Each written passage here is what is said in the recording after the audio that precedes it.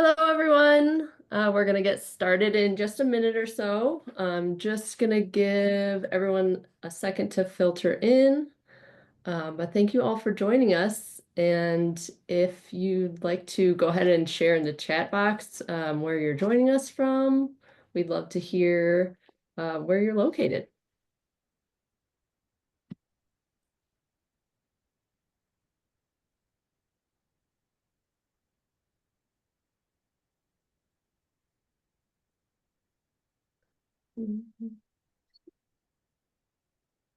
Miami, Florida. That's Judith. Let me make sure I have that set. Okay. All right. I think we can go ahead again and get started. My name is Catherine Swery, and I am the content marketing specialist at ACHS. Thank you, everybody, for joining us today for our Celebrating Herb Day 2025 webinar. It's almost Herb Day, not quite yet, but we're excited to celebrate today. And today's presentation is going to be hosted by ACHS Dean of Herbal Medicine, Dr. Judith Thompson. And also joining us, we have Dr. Heather Manley, Dr. Alison Loercher, and Dr. Lorraine Young. But before I hand it over to Judith, I just want to share a quick couple of housekeeping items. You may have noticed that your line is muted. We are recording the webinar today, so having everyone muted helps ensure for better sound quality for the recording that we will send out to all registrants after the webinar. And if you have any questions or comments, please comment during the webinar. Go ahead and put those in the chat box and we'll read through them as the webinar goes on. One thing to note about the chat box, there's a blue drop-down button at the top, and that determines who you're chatting to. So just make sure you have that option set to everyone so that everyone can see your comments. And I think with that, I'll go ahead and hand it off to Judith to get us started. Hi, everyone, and welcome for our ACHS Celebrating Herb Day this year. So we are actually early because it's technically it's the first Saturday in May. That is National Herb Day. So, so we're here a little bit early, jumping the gun, but you might actually start to hear about little local events that are happening. I've been seeing some little messages on the internet talking about different events that are happening, because this is actually an event that was started by the Herb Day Coalition. And it was an organization of 5 different nonprofits that wanted to raise awareness about the useful properties and importance of herbs in daily life. And so I've been seeing little events pop up in different places where they're doing things like forest walks and walks through like near riverways, things like this. So places where herbs naturally grow, little hikes also. So it's kind of fun. You can see if there's something else happening in your local area. And as you know, of course, herbs have been used in food, medicine, and cosmetics. Lots of the essential oils that come from herbs are used in perfumes, air fresheners, cleaning products. So their use is so versatile and really widespread. And most of you also likely know herbs have been used all over the world, and they've been used as part of traditional healing systems on every continent. They've actually been around much longer than we have, right? So their properties far exceed even their genetic diversity is quite large in comparison to human genetic diversity. It's pretty amazing when we start to look at that. And so we know, and their use has been documented in ancient literature for over 2,000 years. So, you know, we've got a lot of information, not just in written format, but definitely in experiential use, and the practice of it has been passed down through oral tradition in many parts of the world. And so today we'll be talking about different herbs, different ways that we can use them, different ways that we can learn about them. So first, of course, you're always welcome to, and this is an open invitation from nature, right? You're always welcome to go outside, put your hands in the dirt, take a walk, see what's growing in your neighborhood. You can cultivate them.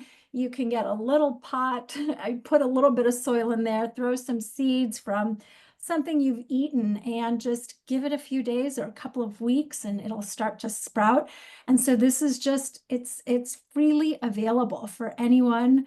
I can't say throughout the whole year, but a good portion of the year. And even sometimes if you have little like balcony or a place in a kitchen window, for example, you can put a little pot and some seeds and they will sprout and grow even through winter season, given that you've got a good amount of sunshine coming in. But we've used herbs as part of our daily lives for millennia, really. And so this year, this is exciting, the International Herb Association has chosen German chamomile as the herb of the year. So that's the herb that I will be talking about today. But we've also got Dr. Heather Manley, who will be talking about hawthorn. We've got Dr. Alison Loercher, who's going to jump in and tell us about the uses of mugwort today, and Dr. Lorraine Young, who will be sharing lots of the benefits of nettles, which you may have come across in a walk in nature, possibly. Myself, I'm the Dean of Herbal Medicine, and then the other doctors joining me today are faculty here at ACHS who have been active in their professional lives using herbs as part of their professional means for working with their clients and patients. And so they'll be sharing some more of their experiences in just a bit here. Next slide, please. All right, and just to give you some background here at the American College of Healthcare Sciences, we are pioneers in leading online education in integrative health and wellness. So we've got over 45 years here invested in distance learning. So we've touched the lives of over 10,000 students, and we have graduates in 60 countries.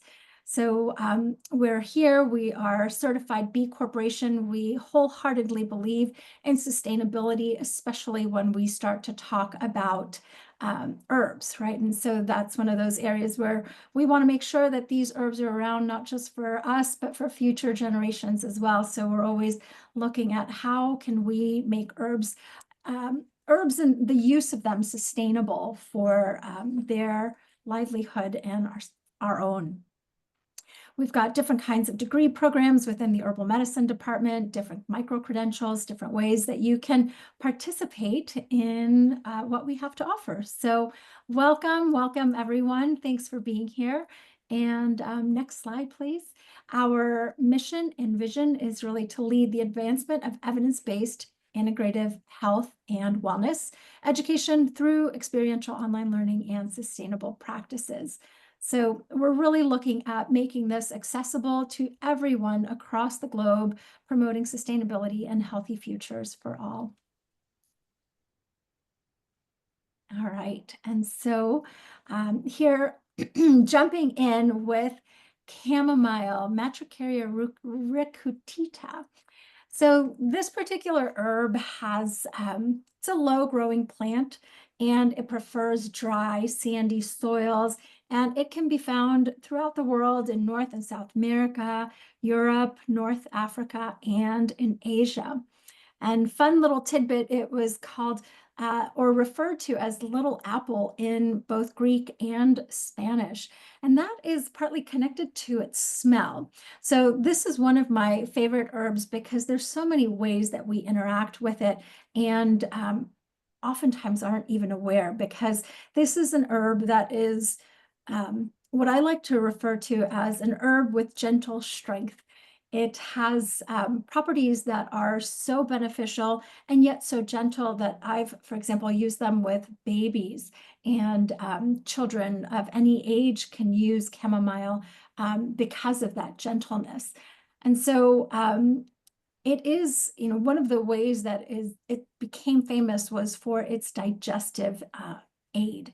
And so this is one of those areas where For example, if you've got a baby with some colic, a little bit of gas, this one, just a small teaspoon of it, one or two, you don't even need that much of the tea of chamomile for these babies can really help to settle their stomach, break up the gas that might be there, and help them with digesting the milk. So even if they're breastfeeding, so I've used this in babies that are just a month old, right? So just to help you understand how safe this particular herb is.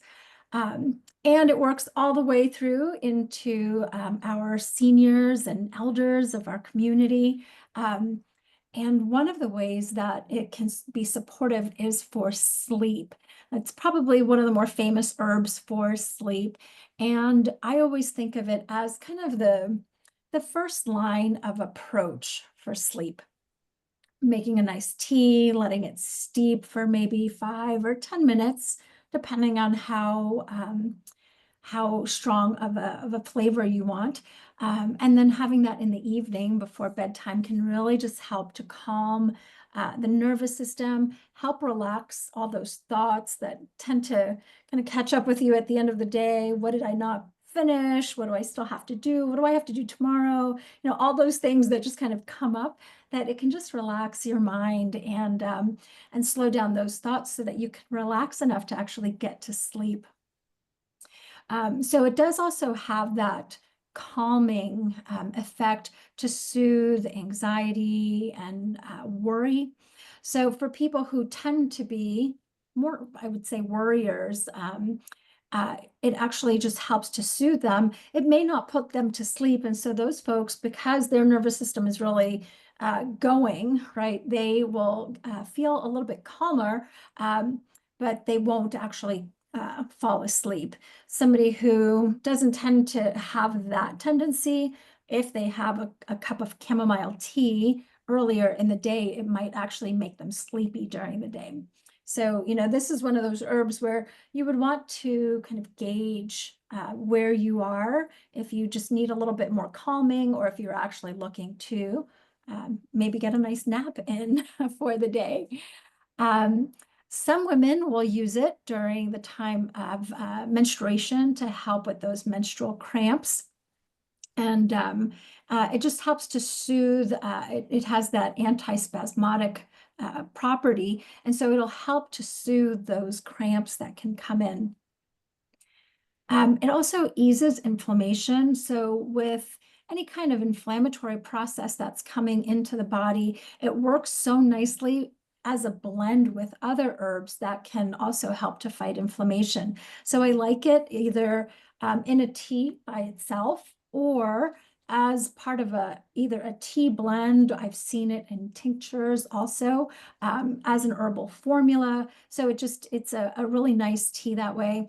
And because it's, or a nice tincture that way, because its flavor is so mild, it does mix in nicely with other types of herbs, or can be had by itself. And again, that very smooth, easy flavor makes it easy for children to consume.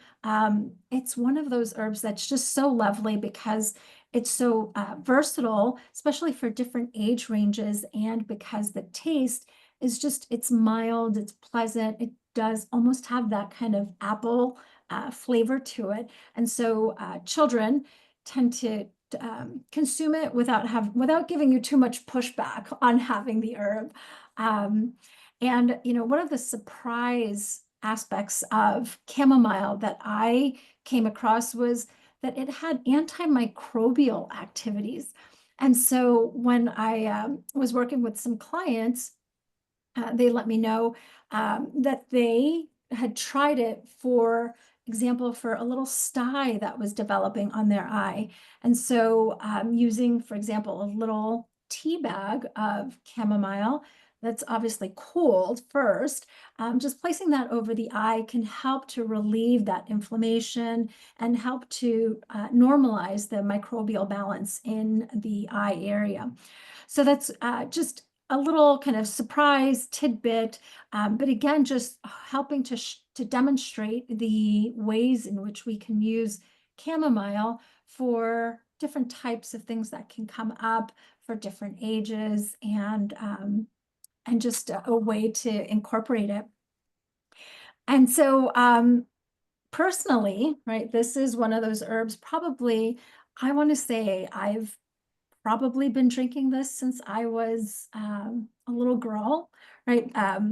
Using herbs was part of my upbringing. My family is from South America, from Paraguay, and using herbs is just part of daily life. And so, so I had it as a tea growing up my whole life, and I still consume it, and it will definitely put me to sleep. That's just how I experience chamomile. But I don't know if any of my other panelists here want to chime in with how they have used chamomile, either for themselves or with anyone that they've worked with. Yeah, I'm happy to share. I think like a lot of folks, I grew up with chamomile. I remember my Nana when I was a kid drinking chamomile tea, and myself drinking it as well. But more recently, I was battling sort of a 2 week long rhinosinusitis situation that just wasn't getting better because I was working too much, to be honest, and not resting enough. And it was really taking infusions of chamomile tea towards the end of that I think really helped me turn a corner. I think because it has that quality to support sleep while also being antimicrobial and easing inflammation. I hadn't had that particular experience with it before. I'd certainly heard of folks using it for colds and flus, but I've really chosen other herbs in the past. But because of that sort of crux of issues that I was having with, needing needing some support around relaxation at night and also needing inflammation and immune support, I think it was really helpful for that time. So yeah. Anyone else? I've used it for eye infections, and it has helped. But I just mentioned in the chat that sometimes it maybe, because I think chamomile can get bitter quite quickly, so steeping it for less time might be helpful. I think it was Susan. Or even adding a little licorice to it could be helpful for the mucous membranes of the digestive system. So I think I just added that to the chat. So could try that, Susan. She was mentioning it was hard on her stomach. Yeah, Other suggestion. ideas that might help with that too. Yeah.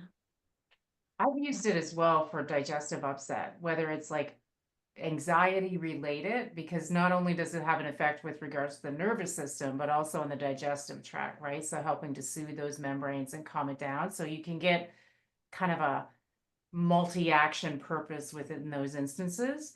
So it's one of my favorites to do that. Yeah. Neat. Yeah, I mean, it's so versatile. I'm seeing some comments coming up in the chat using it for pets, which I actually didn't know about that. So, so yeah, I mean, this is just, it's just such a lovely herb. I was so excited to hear that it was the herb of the year.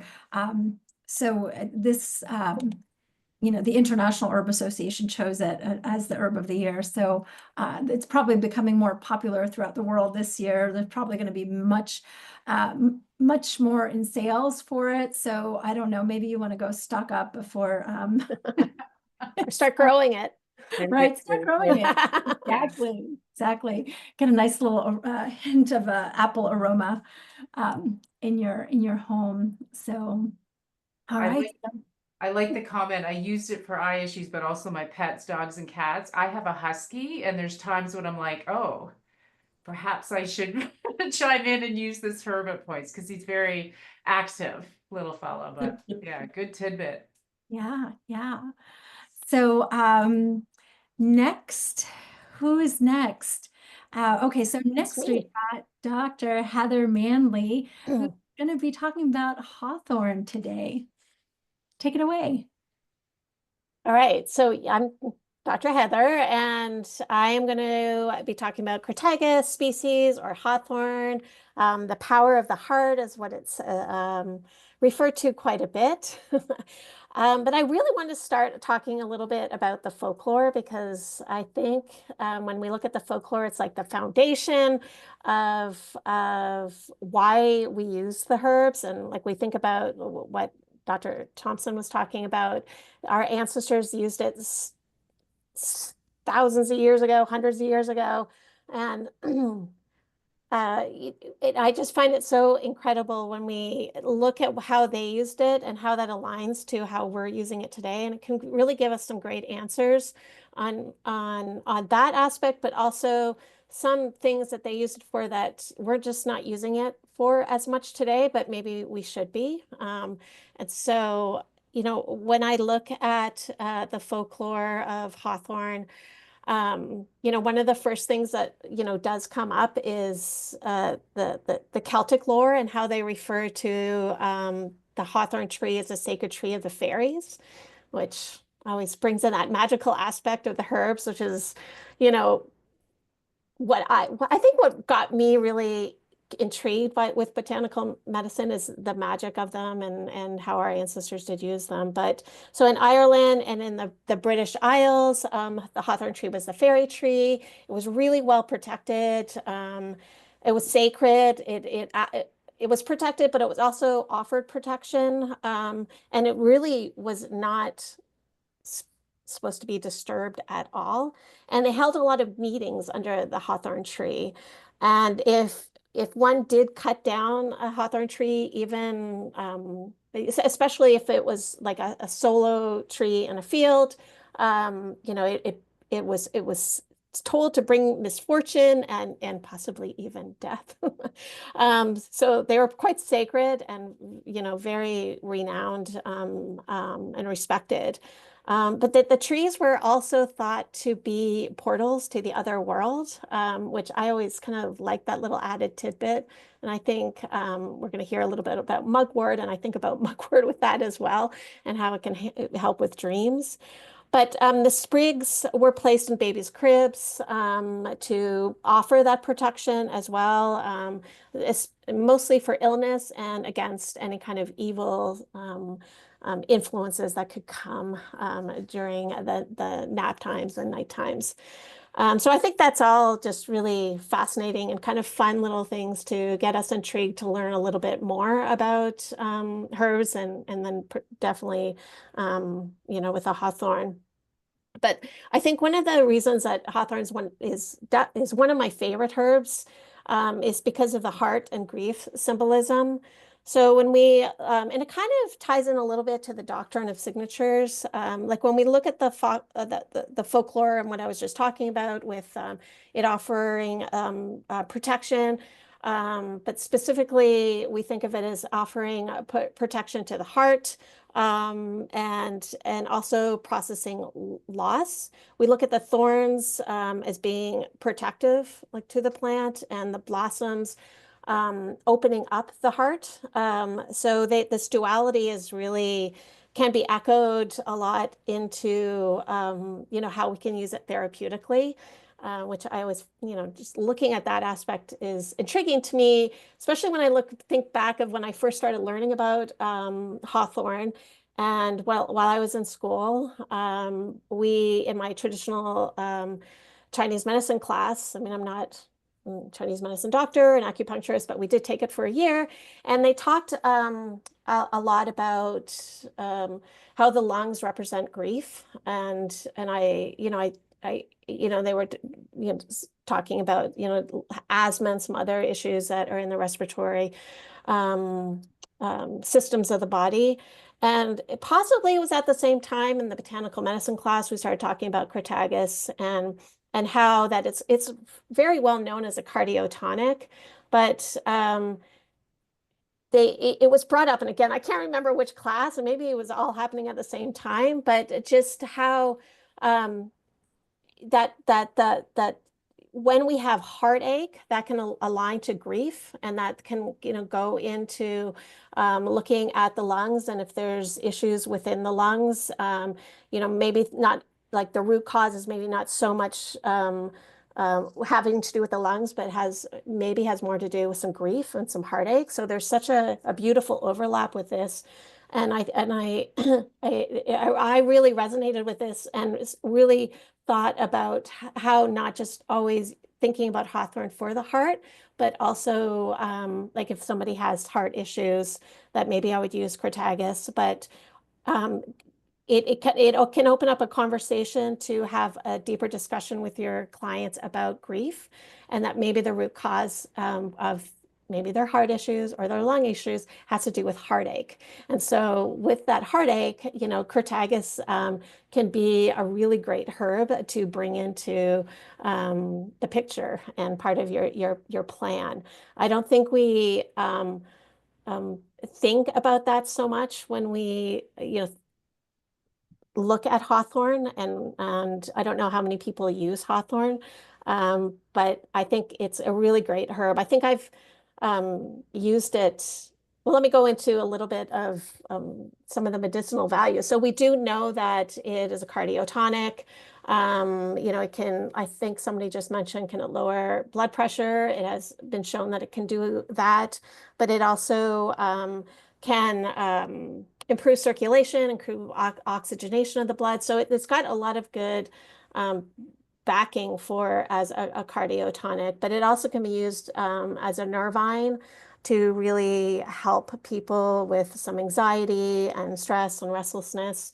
So with that, it's just interesting because I have used it for people who are women who are going through menopause and menopause. So it can be very helpful in that aspect because it is a time of transition and it could bring some grief in too. So it's a very versatile herb that can be used outside of the heart issues. I guess maybe just to finish it up is just, I live in Hawaii. And so when I was doing, you know, a little research, it just dawned on me. I'm like, do we have Crataegus hawthorn in Hawaii? And yeah, we do. We actually have a Hawaiian hawthorn. It's called Ulea. So they're both the European hawthorn and the Hawaiian hawthorn are both in the rose family. And they do have very similar therapeutic benefits. They've been used a little bit differently, but what's interesting is they don't look alike at all, but they're both very hardy and very adaptable. They love the full sun, but their leaves are different, their flowers are different. And the Hawaiian ones, it's less thorny and less spiny, I guess we could say. You know, when we look at, I talked a little bit about how, you know, the European hawthorn has been used, but in Hawaii, it's used a lot for deep cuts and wounds. So they would take the flowers and the bark and grind them and kind of like make a poultice and put that on the skin. It also was used to feed children. So the nutritional value of it, it's very rich in antioxidants, and also can be used as a laxative. So it's a little bit different, but under kind of the same, you know, rose family, and you know, it is used medicinally and therapeutically. So there's lots of ways to prepare it. So I usually gravitate towards syrups because you can just add a little bit to water. Being a cardiotonic, it can be very helpful to take a little spoonful every day, especially if you're going through, you know, a hard time, some sadness can be helpful for that. Or if there is some, you know, heart issues, taking a little bit in, you know, mixing in a little bit in warm water, or just taking a spoonful of it tastes really good. So that is hawthorn. Thank you so much, Dr. Manley. That is one of my favorite herbs. I've also used it, and I like to actually eat it. Like they'll make like a jam out of the berries, and so put that on toast, and that's like just another easy way to consume this. Well, technically it would be the fruit in that case, right? But yeah, I guess it's the way the Hawaiians use that to feed their children. Yeah. So Yeah. But then I also think about just how it helps to normalize the rate and the rhythm of the heart. And so as it's doing that, it just by default ends up calming the person when they've got a regular rate, and, right? So it's that calming effect of it. That could be why that I've used it for people going through menopause, and it's been helpful. Oh, great. Yeah. Great. Nice. Anyone else? Your experiences with Hawthorne? I've used it for with some folks for that sort of heartbreak loss, and I really like to combine it with motherwort for that, which is another cardiotonic regulatory herb. I really love that combination. And I think somebody wrote in the chat about dosages, and when we're working with emotions, rather than looking for like a direct physical change, I think you really have a wide range of potential dosages. And so you can start with just little drop dosages of tinctures or really weak infusions or teas, and then kind of go up from there. You could do a whole jam situation, just eating just eating the full berries if you really need to. Yeah. For me, it's one of the herbs that I use for people who exercise quite a bit, because I'm always concerned about now this day and age with the rampant chronic inflammation, I think, that targets so many people, and that being what we've seen be the primary driver of cardiovascular issues, whether it's blood pressure, whether it's atherosclerosis or what have you. For me, even though exercise creates benefit, that little bit of stress it creates actually makes the body more efficient. It's a nice herb to put in there just to give that heart and that cardiovascular system a little bit of extra love and support. And I'm a big proponent of always the synergy within the constituents of the herb and how much they interact with each other and help to balance, the effects that it has. So I use it a lot too for women that exercise, or if they want to do HIIT routines and that sort of thing as well. It's one that I consider because you're kind of pushing that cardiovascular system a bit, and especially if they're new at it. So That's great. yeah. I hadn't thought of that, but that's a good idea. Yeah, right. Yeah. For stamina, right? For longevity. So yeah, that's great. I actually give it to my mom because she's such a warrior. And so she worries so much, she'll get her heart, her blood pressure up, and then she's just this anxious mess. And so I give, I was like, years ago, I was like, Mom, why don't you add this to your daily life? And she became so much easier to talk to and to calm down. So a little inside tip for any of you who have moms who worry. Or maybe if you are a mom who worries. Yeah, so I was just thinking. Exactly. So thank you, Dr. Manley. Thank you. And so next we have got nettles, and this is Dr. Lorraine Young, who's going to tell us a little bit more about nettles. Yes. So nettles, I always feel like is maybe not talked about a whole lot and that sort of thing. And we see it as a urinary tract tonic. So we only think about urinary type of issues. But this beauty of a little herb is full of such nutrition that it's one that I gravitate to, especially when we want to talk about, well, we can use herbs medicinally, but we can also use them to be really nourishing, right? Because of all the constituents they have in them. So in here, when you look at the picture on the slide, it's a prickly little one. And in fact, there was a little quote that I've heard somewhere that said, this apparently hostile herb is simply protecting its amazing treasure of valuable nutrients. So when you collect or pick this baby, it's prickly, right? Especially on the stem. And the little prickles actually can release formic acid, which can be really kind of irritating as well. So just be mindful of that. There's a couple of things with it. It's highly protective. Maybe that's part of its way of going, I'm this wonderful and great. This is why you should choose me, but be cautious. So it's a herbaceous herb that basically you can find worldwide now, and it's a member of the Ursiaceae family.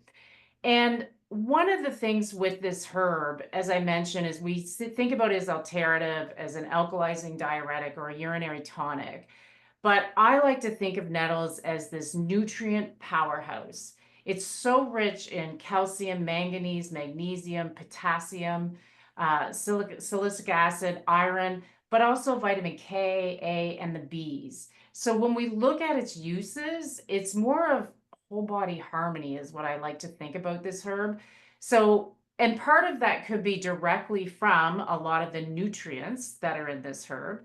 But of course, it has other constituents that contribute to each particular system. So we think about the immune system, the circulation, the nervous system, respiratory, digestive, and endocrine. And I also, it's springtime, so I always like to think of this herb as well too, as a rejuvenator and tonic. And I like that Dr. Manley brought up the TCM, or the traditional Chinese medicine version, and relate to emotions. And this particular herb, it has an affinity for that urinary tract. If we think about the kidneys and TCM, they're kind of like where we build the essence and what all of the chi, or the energy that facilitates our whole body to be nourished and be well, comes from that kidney function. So we can make a little connection and go, well, look how beautiful and nourishing this herb is, and then how that translates to the rest of the body as well. One interesting thing, I do love folklore, just like Dr. Manley, and I can't help but dive into it at times and get taken back. I'm a big fan of all those wonderful TV shows that you might be thinking about. But one thing with nettles is carrying nettles in a pouch was done to remove a curse or send it back to whoever created it. So even though it might be a little prickly for you to have, it's sending that energy elsewhere, maybe to give you a little bit of benefit. So the pictures I included on the slide, the first one of my teacup actually was 30 seconds after I put the ball with the nettles in the cup. And then 10 minutes later is, see how dark and almost amber it is? And then I let it sit through the night, and here it is today. It's quite dark. And I just want to note that again, how rich and deep this herb is. Again, just, I like to look at things visually. And so I think, well, it went from pretty much plain diluted water to this beautiful deep amber color, and how nourishing that is. So when we think about this herb, I love to have it as a tea. And it's a tea when I'm, again, working with women in particular, if we're talking about exercising or endurance, that sort of thing, because I do like endurance activities. This is a herb that I tend to look at, because when you're doing types of activity, and especially if it's endurance, you're stressing those kidneys quite a bit, right? Because the kidneys have to work at controlling electrolyte balance and controlling fluid intake and that sort of stuff as well. So I look at it for people, again, who need that extra nourishment and just that extra support with kidneys. So I like to have it in a tea, and I don't mind the taste of it. I don't have to sweeten it with anything. I really don't find it's that bitter. But I will tell you this, is this herb shouldn't be, you want to harvest it before it flowers, because after it flowers, it changes some of the constituents, and actually it can become more irritating to the urinary tract. So always you're wanting to harvest it earlier, before it flowers. Sometimes you can cut it back, and then that'll give you a second opportunity in a few months, say in the fall, that you can reharvest it again. But just a little note, and I put that up in the corner, just about how the constituents change somewhat, so they can be a little bit more irritating, which makes me think, here's this plant that wants to, continue to thrive and grow. So yeah, it doesn't want you picking it when it flowers. It's trying to propagate, right? So some other fun facts about nettles are, it is as strong or stronger than cotton. So it has been used to make ropes and been used in the textile industry. And also its root can be used to make a yellow vegetable dye as well. So little tidbit. And I want to take note too, that what I'm talking about is the leaf of the herb. The root of the herb is different, and you tend to see that more used for urinary tract stuff, but a lot of BPH when we think of benign prostatic hypertrophy and that sort of thing. So more of the nourishing type stuff I'm referring to, all of this, is with regards to the leaves. So I think this little herb is a beauty. It should be in your little toolkit. if you're thinking about having herbs and you want some extra nourishment, I would add this one in there. And you can use it in, as I mentioned, teas, but you can put it in soups, you can put it in salads, you can make pesto out of it. I'm a really big fan of pesto, so I always like to shake it up a little bit and change my pesto recipes. But yeah, that's my little plug for nettles. Thank you, Dr. Young. Thank you. Yeah, nettle is such a great herb. That's one I often like to use it as a base for a soup because I feel like it has, I mean, to me, I mean, I don't know, you might think differently, but to me, I feel like it has a little bit of like a spinach taste to it. So sometimes I'll throw a little bit of soy sauce and then maybe like a little tofu, and then you've got like basically a little soup, just really again, nourishing, right? And really easy on the palate. So that's one of my favorite ways to use it. But other ideas, other ways that our other panelists have used nettles? I also love whoops, pesto. sorry. Oh, go ahead.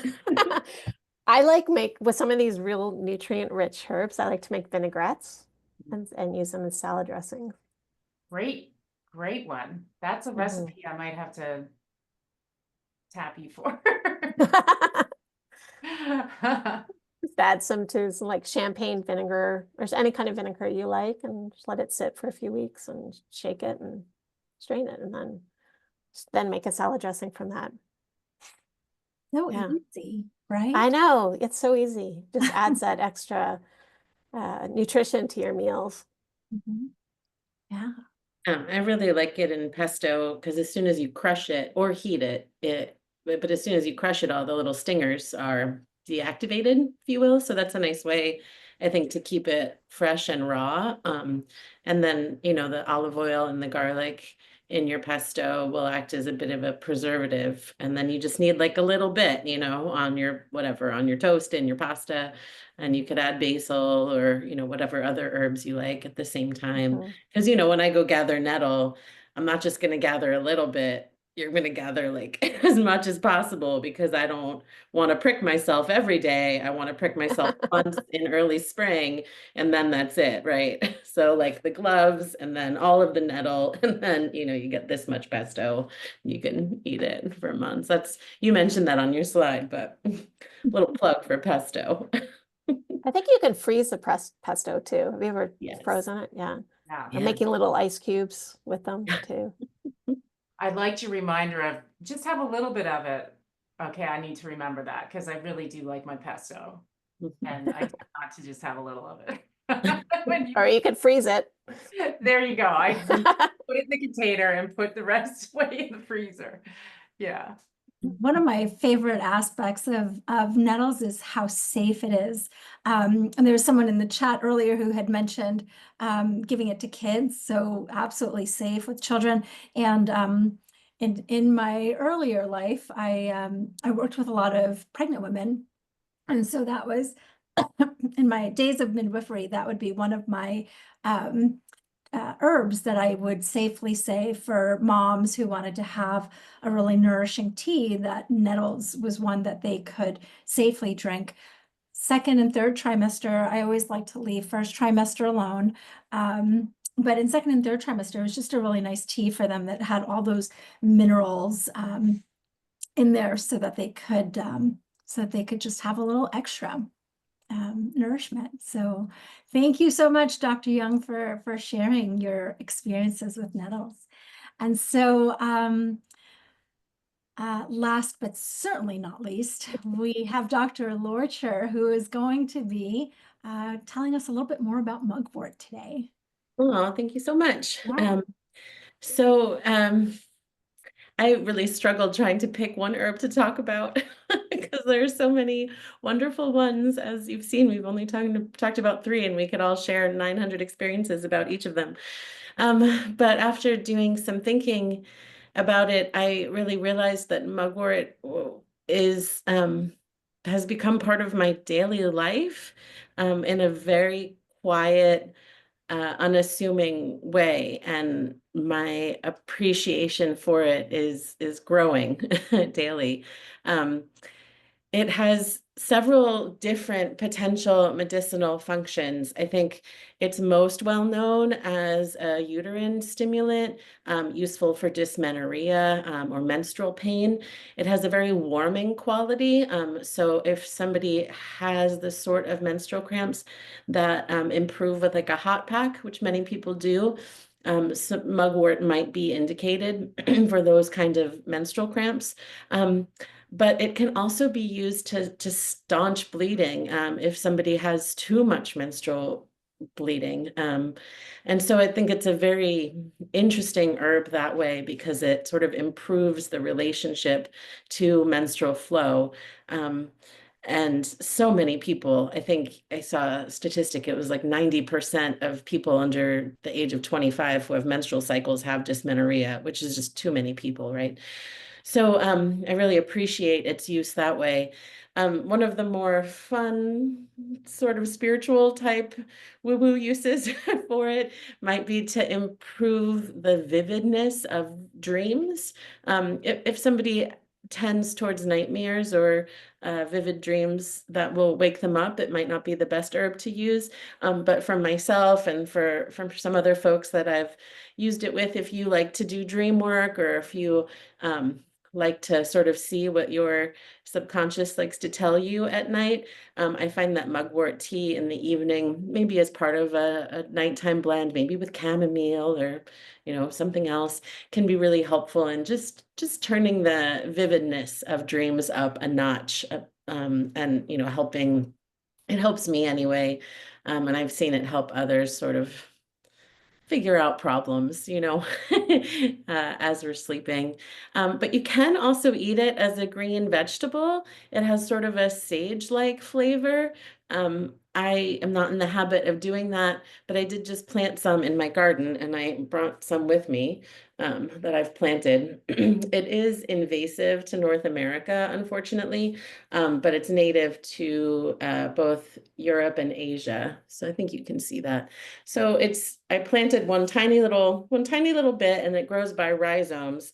And lucky for me, since it's invasive, I planted it along the fence where my neighbor's dogs like to run.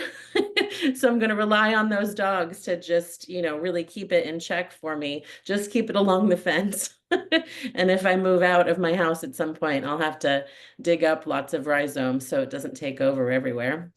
So you can eat it. I might start doing that. I'll probably harvest what grows in my yard and turn it into tea. But it's also used as a soak for blood circulation. So I lived in South Korea for a year where I taught English to small children, which is a different chapter of my life. And I went to we would call them Korean day spas there. They're called jjimjilbangs, and people go really regularly.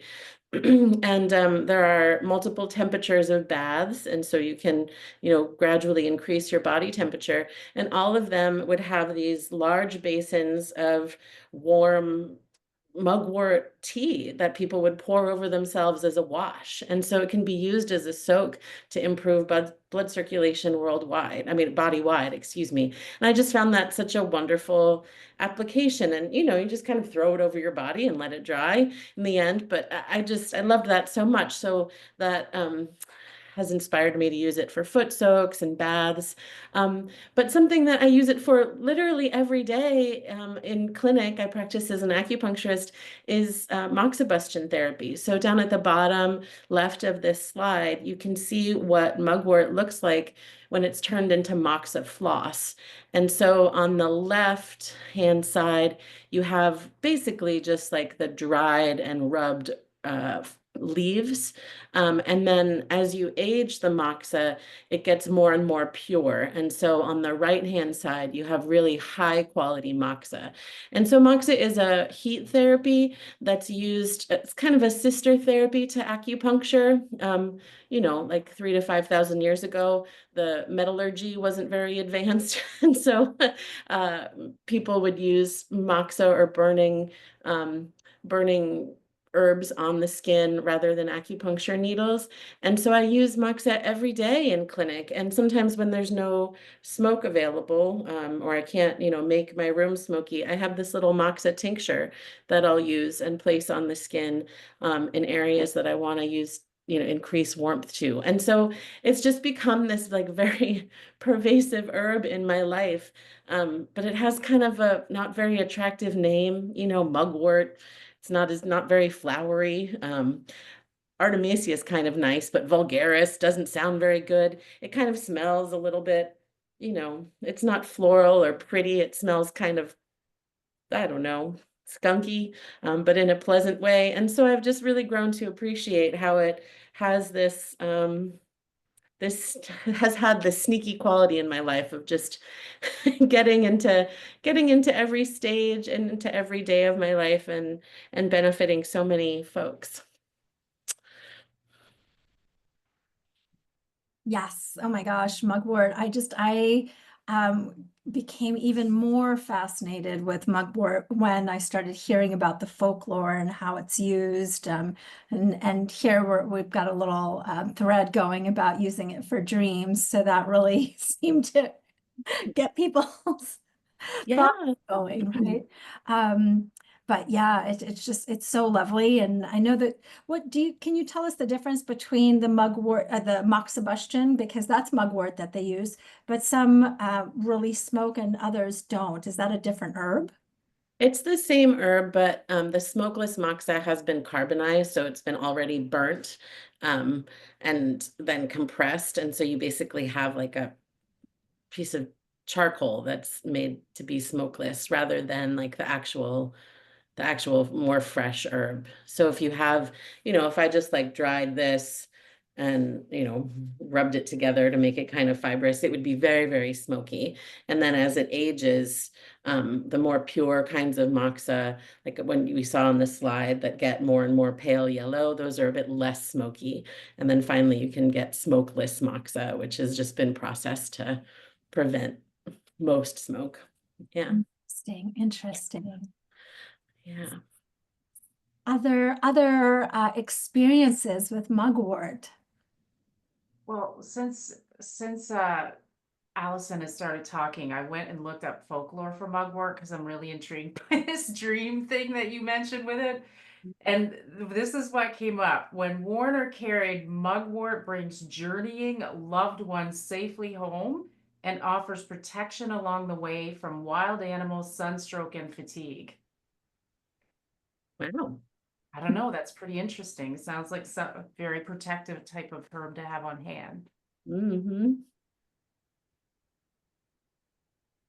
So yeah, amazing, right? I mean, mugwort, I like it as a bitter. I mean, that's how I've used it with folks to help with more so with digestive capacities. And was that Artemisia vulgaris is the one you were talking about? Yeah. So primarily in that aspect, I know I've seen it in different kinds of formulas for sometimes even like parasitic types of formulas, right? Oh, there's another kind of Artemisia, yeah, that Alchemilla. is used for malaria and parasites and is very, very bitter. But that's a different species. I'm trying to remember. Artemisia, something else. I'll find it. Yeah. And someone here in our chat is talking about loving moxibustion for breech babies back in the day. Wow. Yeah. Do you know anything about that, Dr. Loercher? Oh, yeah. So there's a specific point. It's at the very end of the fifth toe on either side. And it is the most yang point in the body. So now we're getting into TCM energetics. And so we're a little bit off topic. But it's the most yang point in the body, and pregnancy is considered a very yin time, right? Especially the end of pregnancy, right? You're doing a lot of building. There's a lot happening, but the actual pregnant person is probably slowing down by that point, right? And so using a heat therapy, a hot therapy on a very young or hot oriented part of the body is known to transform the very inner part of the body. So if the baby is breech and needs to be moved, you can use this very hot thing at a very hot point to get the baby to turn. And there's some really interesting research coming out about that, probably in the next year or so. So yeah. I'm Wow. also, Yeah. just to kind of add into like the female aspect to it, I looked in my little folklore book too, and it was saying that mugwort is under the dominion of the planet Venus, associating the plant's connection to the emotional world of women, enhancing clarity and inner strength, and to the receptive quality of women. So, Sort of yeah. speaks to its ability to work with the menses. Yeah, Regulating the amount of bleeding and the pain. Yeah. right, like you mentioned at the beginning. Yeah. That's fun. I don't know. I mean, but that's amazing to think about the energetics, right? So that's coming from that Chinese medicine perspective, but looking at it from a purely biochemical process, we don't have an explanation for why that happens. So that would be just amazing to see what that research says if we've got something like that coming out. Because then it you know, I think a lot of these different types of medicinal ancient medical practices had a deeper wisdom that even our current scientific knowledge doesn't cover just yet. So yeah, any questions? Thank you, Dr. Loercher. Thank you. Any questions from our group here today about any of the herbs that we've covered? I know there was one that came through about potentially using all of these herbs together. I think you would have a really funky tasting herbal blend if you put all of these herbs together. That would not make for a nice experience. But individually, any of these herbs can be supportive to the body. But of course, if you're looking to work with herbs for particular conditions, you would want to work with a practitioner who has some more experience and can help you along the way there. So jumping in and using herbs on your own without really understanding how the body works can bring up all kinds of different unexpected effects. So that's where we would definitely want you to work with an herbalist or someone who uses herbs professionally to really help guide you on that health journey. And so I'm seeing here a comment about mixing them together in a tincture might be best.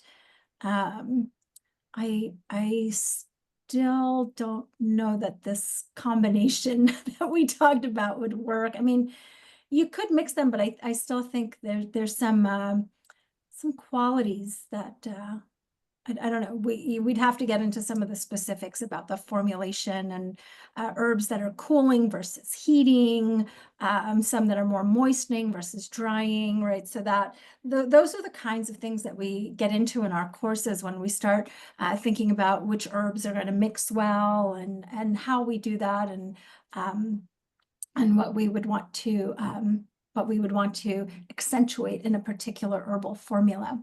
But so I did want to make one point before we wrap up, was that Dr. Loercher, thank you for putting it in the chat, that if anybody has an allergy to the ragweed family, this is something to watch out for if you're considering taking chamomile. So chamomile is unfortunately not a friend for everybody, but we don't have that many people who have those allergies to ragweed plants, but definitely something to watch out for before venturing down that path. But any final comments or thoughts from any of our panelists here today before we sign off for get ready to celebrate for our National Herb Day tomorrow and share with your friends and family? Right. I think all the wisdom has been shared for today. So thank you all for coming and joining us today. Thank you to Catherine for organizing this event so that we could have this presentation and getting these beautiful images to be part of our Zoom experience here today.